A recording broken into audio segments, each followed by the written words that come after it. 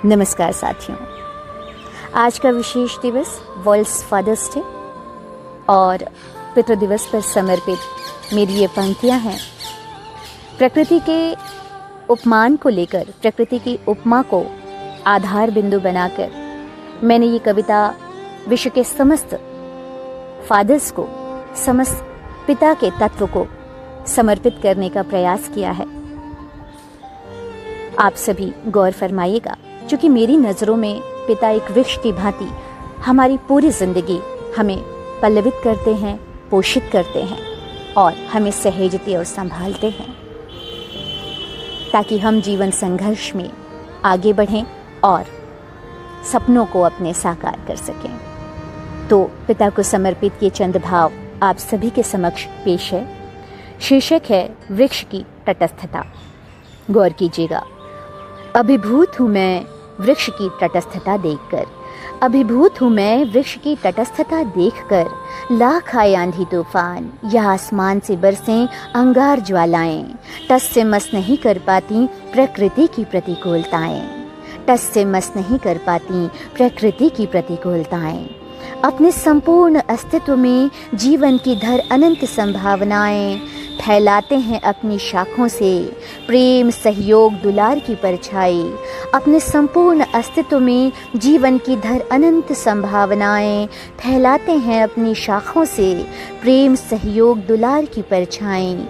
फूल, पत्ते, शाख और तना सर्वस्व को कर न्योछावर हर्षित हो जाते हैं समर्पित होकर।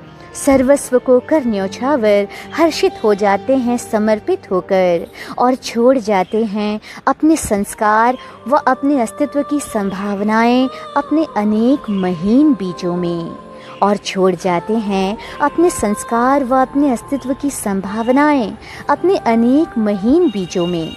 जितने दृश्य भाव में सहयोगी बनते, उतने ही अदृश्य भाव में साथ निभाते। हवा, पानी और ऑक्सीजन जैसे जीवन तत्व को बढ़ाते।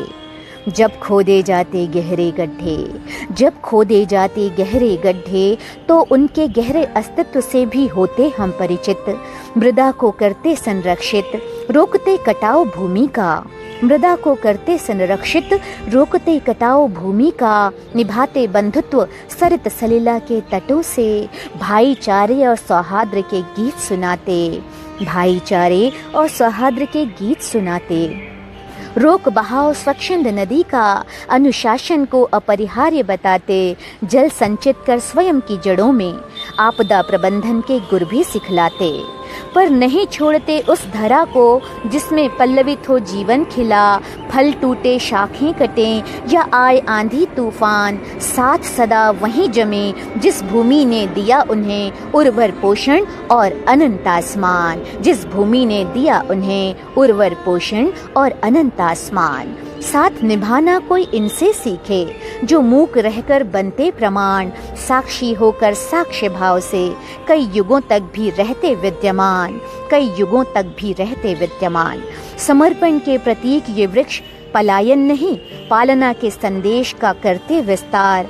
अवसरवादिता के स्वार्थ कणों को दूर छिटकते, अवसरवादिता के स्वार्थ कणों को दूर छिटकते। प्रतिकूलता में अनुकूलन के बीज बनाते। अपनी जड़ों से कर तदात्म और विस्तार पाते, अपनी जड़ों से कर तदात्म और विस्तार पाते। फिर जीवन गीत गुनगुनाते। इन वृक्षों की तटस्थता देखकर